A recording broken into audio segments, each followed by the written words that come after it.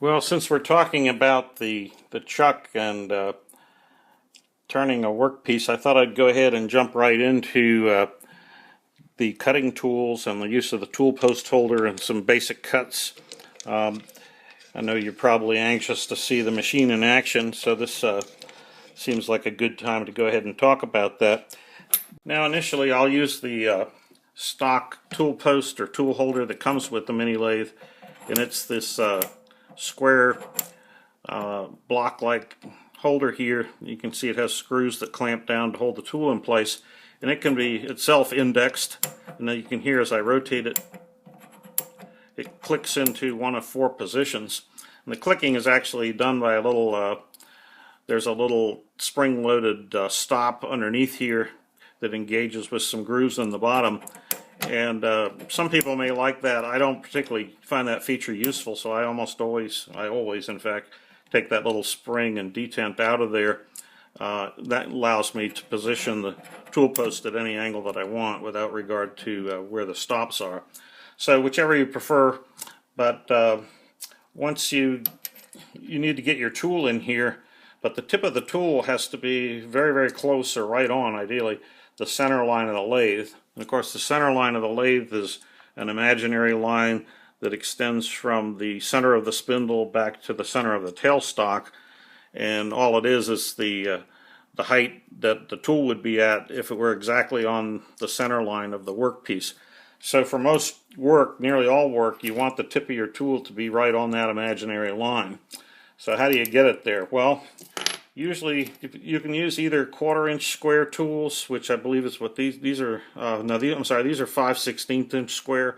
You can also use 3/8 square cross-section tools, but I prefer the smaller ones just because they're easier to grind. It takes a little less effort and time to grind the smaller tools, and they work fine on a small lathe like this.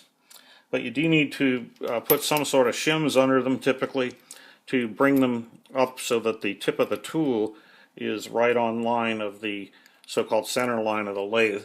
So getting the right thickness of shims can be a little bit tricky, and it takes some practice itself, but it is a little time consuming to do, and for that reason it's not a process that I like to do, and there are other alternatives which we'll talk about.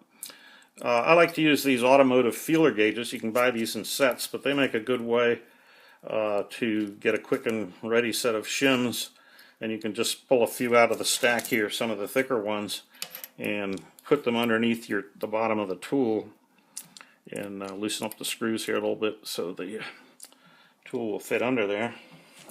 And you can use a hex wrench. I like to use these T-handle ones. It's a 5mm, and get my tool positioned so that the tip's extending out a little bit from the edge of the tool holder. You don't want it to extend too far because you want it to be pretty stiff and rigid so that it doesn't bounce up and down, so to speak.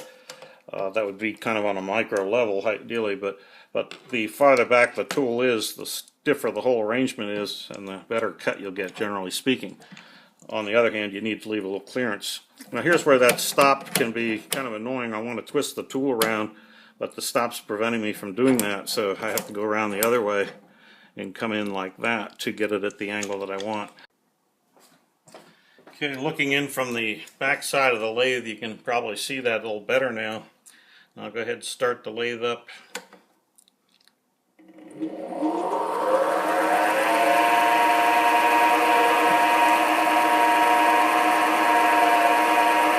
Adjusting the tool here.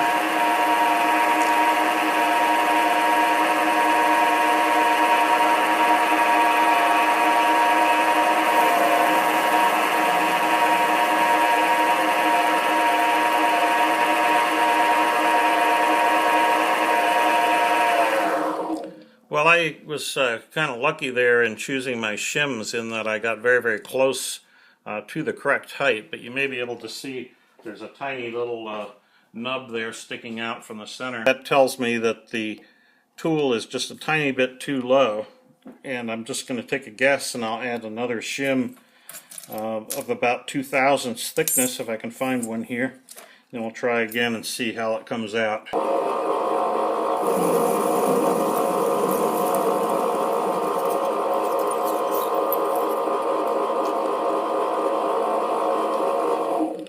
Alright, and that looks pretty good. I don't see any evidence of that little stalk there, so we're right on center.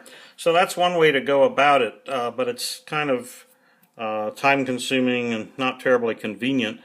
And of course, if I change to a different tool, I've got to have a different stack of shims under here, because every tool is going to have a slightly different height to it.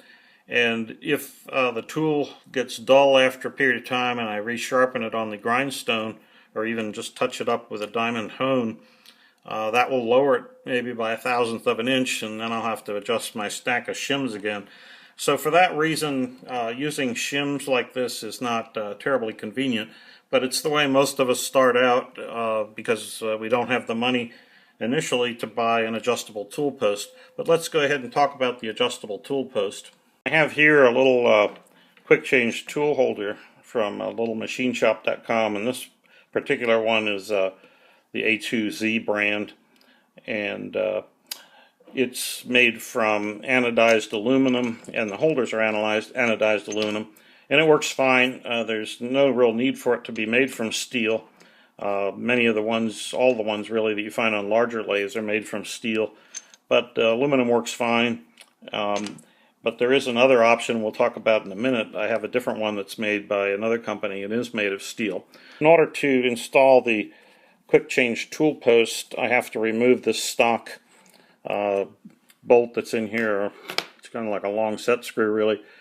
And then there is a bolt that comes with the tool post, and it goes into the sleeve through the center of the tool post or tool holder, and then you just bolt that down and tighten it up. But once that's clamped down, you can drop a tool holder into place. You work this little lever here, and this lever has a cam action on these little pistons. There's two of them actually, one here and one on the other side. And you drop your tool holder down on there. You may have to push this back initially, put some pressure on it and work this handle to withdraw that little piston so that the tool will drop down into place. And once it's in place, you just snug up this handle, and that cam action creates a very strong force on this tool holder and locks it into place. Now this little brass screw here, let me zoom in so you can get a better look at that, actually controls the height of the tool, and it's adjustable. So once you get the tool at the height you want it, you lock this screw here, and now anytime you remove the tool and you put another tool in, each tool has its own dedicated tool holder that's been preset to the correct height, so you don't have to fool around with all the shims that you would, as we saw with the conventional tool holder. So that's one of the two big advantages of the quick change tool post, are the fact that once you get your height set, you can change tools very quickly, and your height will remain correctly set, and you can precisely control the height with this thumb screw, which is a lot easier than fooling with shims. And the second big advantage is, of course, it's very quick to change tools, and you can have a number of holders. Typically I have 6 or 8 around in the shop for a tool holder, each preloaded with its own tool that has the shape that I want for whatever job I'm going to use it for. So let's bring that into action here and see how it works.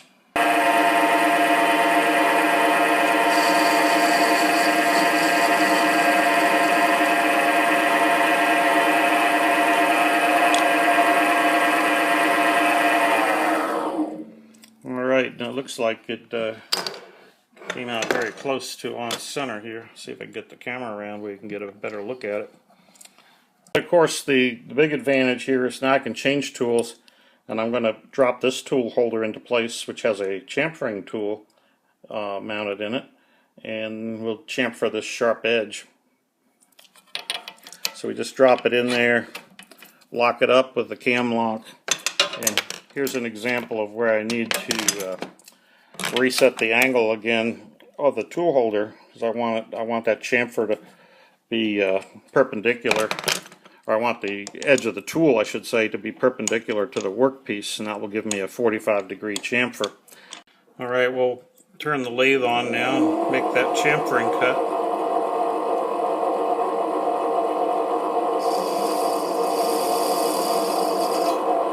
And that's all there is. So we got a nice clean edge on there now. That removes that sharp corner that could easily cut you.